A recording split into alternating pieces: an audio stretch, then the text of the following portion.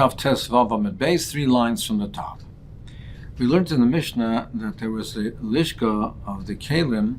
When a person donated Kalim to the Beis Hamikdash, then if there were Kalim there that could be used directly for the Berek HaBayis, for instance a hammer or something like that, then they use that Kli directly for the Berek HaBayis.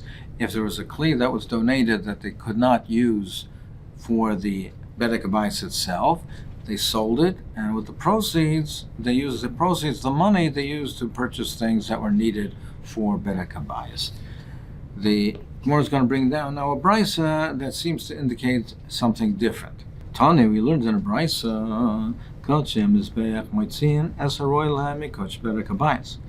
if there was a deficiency in the funds that were collected for the Mizbeach, for Kodesh Mizbeach, if they were short of funds in the money for the collection that was used for the Mizbeach, then they took from any surplus funds for Kodesh that was donated for Kodesh Berek HaBayis, they took those surplus funds and used it for the Mizbeach. But in Kodesh Berek HaBayis might seem as a royal lahem mikodesh Mizbeach. But if there is a deficiency in what is needed for Berek HaBayis, they would not take surplus funds from Mizbeach and to be used for the Berek HaBayis. Now, Kolpanim, it seems to be not that way from our Mishnah. We seem to see that the money that was collected for Berek HaBayis could be used for the deficiency for the Mizbeach, and our Mishnah seems to indicate not that way. We learned in our Mishnah,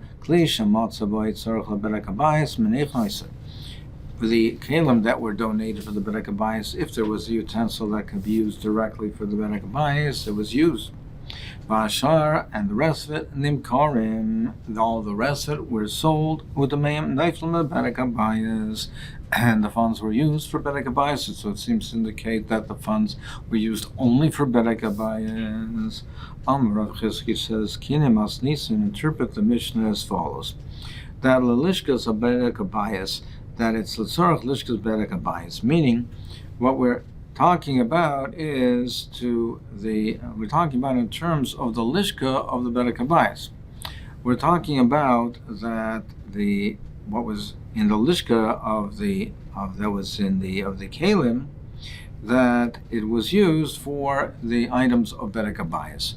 Now, in terms of things that are not negeya to other than the Berek HaBayis, things that were not negated to the Berek HaBayis, the Mishnah is not discussing that.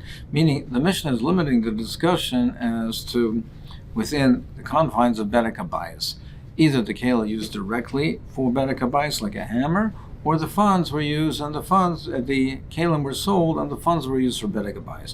Now, if there's any outside item, and if it can be used for things outside of Berek HaBayis, our Mishnah is not discussing that. The Brisa is discussing that if there was a deficiency in the Mizbeach, the funds of the Berek HaBayis could be used for this outside item for the Mizbeach. But that's not the discussion in our Mishnah. Our Mishnah is limiting its discussion to the Berek HaBayis itself.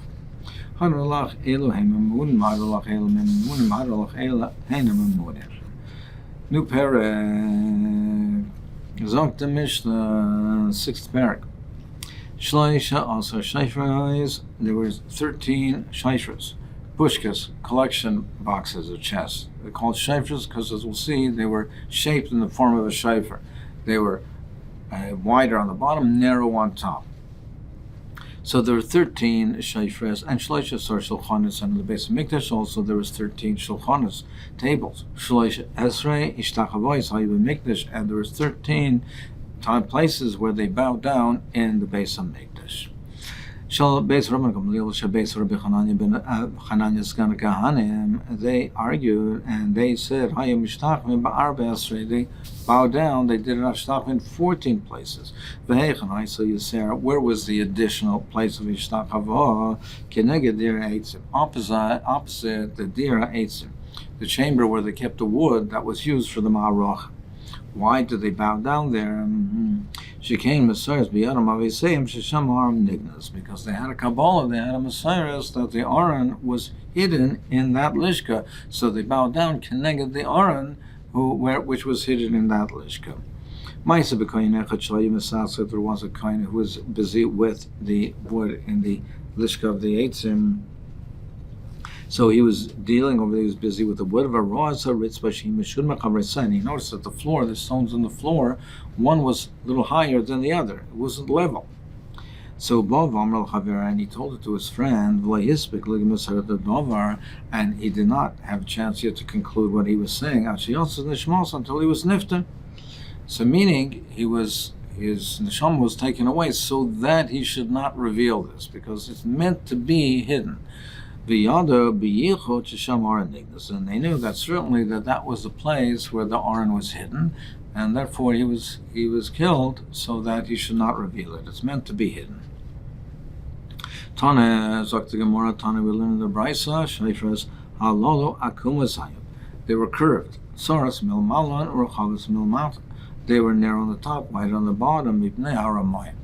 To thwart the Ramayim, the cheaters, the people who were crooks, meaning a person could pretend to deposit money in the pushka and really take money and take it out of the pushka. So therefore they made it narrow on top. You can put the money in, but you can't stick your hand in to take money from it. You could remove the money by turning it over, but somebody who was donating money, he could not make this deception by pretending to put money in and really taking money out. So that's why they made it curved.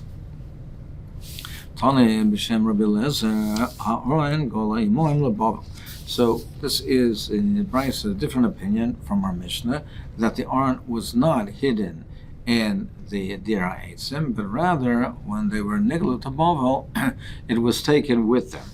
And it was taken with them to Bovel and Golas. So Aron Gola imoim leBovel. Matam, what's the source of that? Because it says in the pasuk, L'yavasa Davar Hashem, it says that there will be a golas and nothing will be left, and everything that you have and all your wealth, everything will be taken away. So nothing will be left. L'yavasa Davar Amar Hashem, nothing will be left. So what is a dover? What is the dover that it's referring to? The dover that it's referring to is the dibris, as far as the dibris. That means the Aron, which are the dibris, are inside the Aron. So ein dover, the Aron, which has the dibris, will not be left, will be taken away. It says, Hashana Shalach HaMelech Nebuchadnezzar Vayavir Bavela Im Klei Chemdas Beis Hashem. So it says that at the turn of the year, that Nebuchadnezzar sent, and he sent that Melech Yechoniah should be taken and brought to Bavel together with the precious articles of the Beis HaMikdash. So Eze Klei Chemda, what are these precious items, this precious article? What is the Klei Chemda? Chemdas Beis Hashem. Zeh that is the Aron. That's the most precious thing. That's the precious thing. So that's one opinion, that the Aron was nigla is with them into Bavel. Tane Rabbi Yehuda ben Lakish Aimer, but he argues.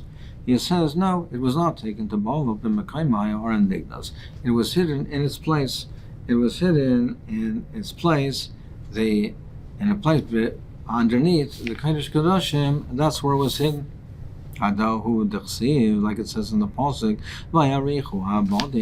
it says that the poles were extended, and it was seen it was seen from the inside of the Kodesh Kodashim, but you couldn't see it from outside. And the continuation of the pasuk is that it was there, it remained there until today, until this day. So meaning it remained there until this day, that means that that's where it was hidden. It was hidden there and remained there until this day. So he held that it was a different opinion, that it was not taken to Bavel. It was hidden underneath the Kodesh HaKadoshim, not the Dira Eitzim, but the Kodesh Kodashim. So the Gemara brought down this pasuk. There's a steer in this pasuk. It says, Ksiv V'yiro. It says that the poles, the bottom were lengthened and they were seen, and then the safe at the end of the pasuk says, "V'atamart v'lo yero," and you say in the latter part of the pasuk says "v'lo yero," and it says it was not seen. So what's the pshat? Ella near and v'loy near. It was seen but not seen. How was that? The poles extended, they protruded, and they were there pressed against the curtains like the two dodim of a woman. So you see the impression, something you can see that it was extended, but it's not revealed. You don't see it. You don't actually see it. So meaning the bottom were extended. They knew that the bottom were there, but it was covered by the curtain and it couldn't be seen.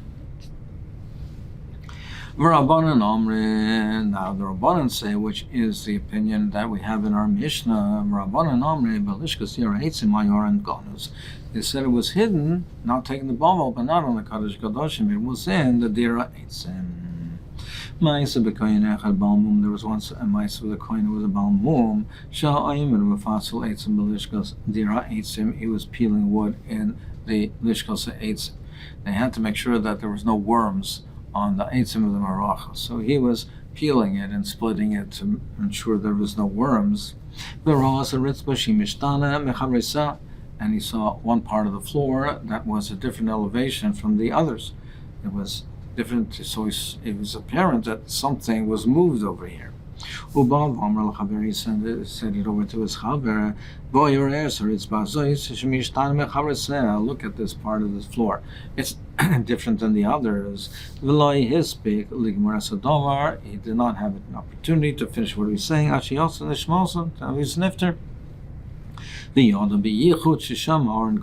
they knew that definitely, clearly they knew that that's where the Aron was hidden, and that's why he was nifter.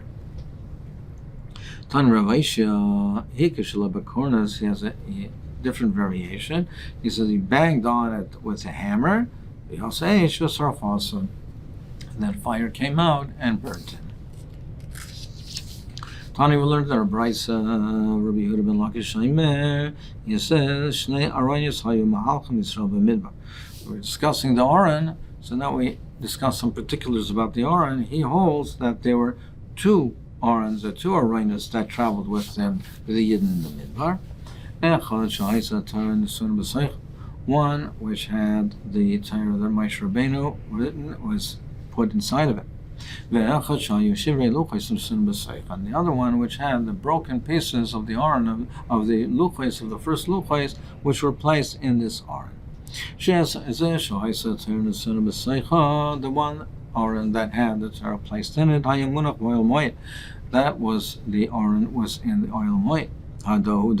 Like it says in the pasuk, Va'aron bris Hashem u'Moshe lo yimashem mikar v'machan.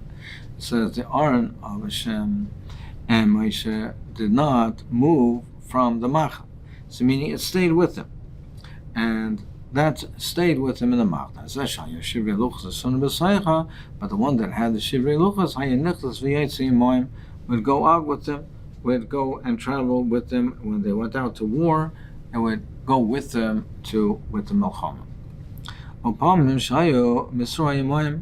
And sometimes it was seen with them. Sometimes it could be seen with the Aron.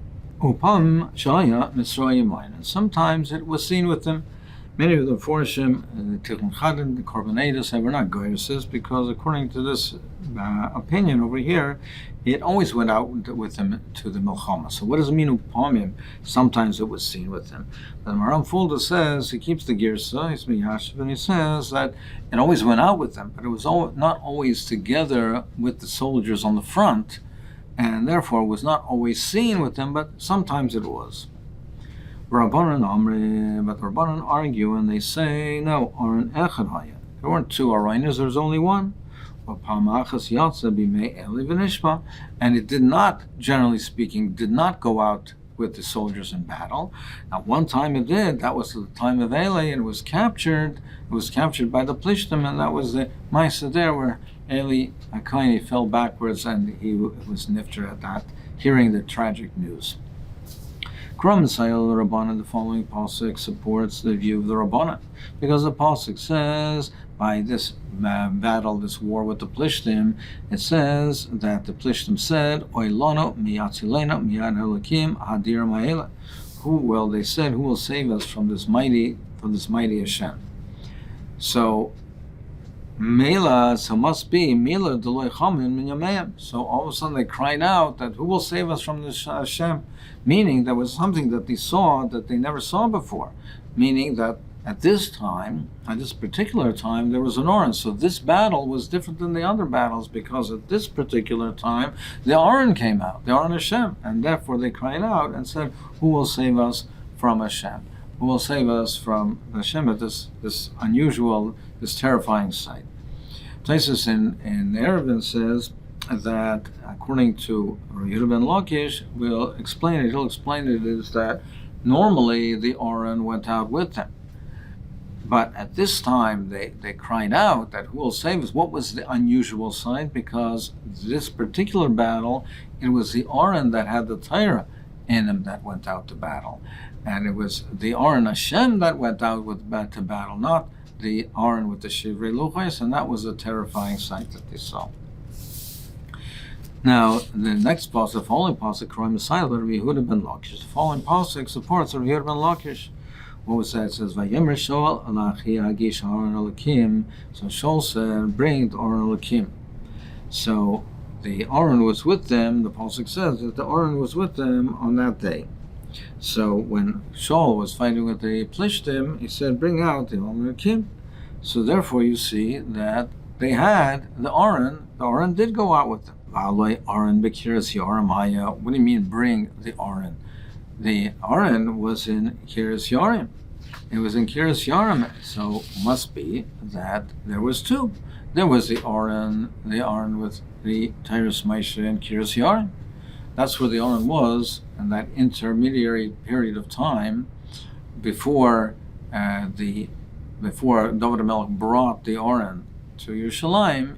After the Plishtim returned the Aaron, after that fateful battle where Eli Kohen died, when they ultimately returned the Aaron because of the plagues that they had, it was placed in Kiryas Yarim. And from there, Dovid HaMelech took it to Yerushalayim. You see that there were two Arainas. So, Ma Avdan Le Rabbanan, what did the Rabbanan do with this pasuk? It's a raya to Yehuda ben Lakish, and not like them. They say no. What it means is Hagish Alai Tzitz. It doesn't refer to the Aaron. It means Hagish Alai Tzitz. They wanted to be shoyal with the Tumim. They needed the Tzitz. That's what they meant. That's what they meant, to be able to be shoyal with the Urim Tumim on the day to have the Tzitz over there. The following pasuk is the right of Yehuda ben Lakish. It says Ha'aron v'Yisrael v'Yehuda Yomi Masechet. So this was the Maisa when Dovid HaMelech, he called Uriah Achiti back from the battle, back from the front, and then he told him to go to his house, to go to Bathsheba, to go back home. And he rebelled. He said, how can I go home? The Aaron and Israel and Yehuda they're in sukkahs, they're in huts, and by the front in the battle.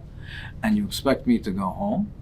So it says that the Aaron was in sukkahs, was in the huts. But what does it mean that the Aaron was in sukkahs? The Aaron was in Yerushalayim.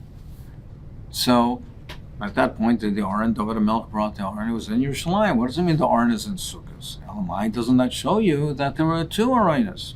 And therefore, the Aaron that's referring to is the Aaron that went out with them in battle. So l'chayr saraya to Rav Yehuda ben Lakish. Ma avdan le Rabbanan. What did the Rabbanan do with this proof? L'chayr saraya that there was two Arainas. So the Gemara answers that there was only one Aaron, and which was in Sion. But what he means to say is that when he says that the Aaron was in Sukkot, it doesn't mean it was in the battle. It doesn't mean it was in the front. It means schachu kekiroi. It means that the Aaron was under a covering, that like a temporary covering, like a sukkah, meaning shadayin lo nivna ba'beis habechira, because what he meant to say is that the Aaron was not the base of Bechira, the base of Mikdash was not yet built, so the Aaron was under temporary quarters, meaning it's two independent items. One is that the Yidden are there, the soldiers are in the front. How do you expect me to go home, the soldier in the front? Secondly, the Aaron HaKadosh is in a sukkah. It's not in the base of Mikdash, it's not built. And so the Aron is in a temporary place. And the soldiers are on the front. You expect me to go home? So that's how the Rabbanan will interpret this pasuk.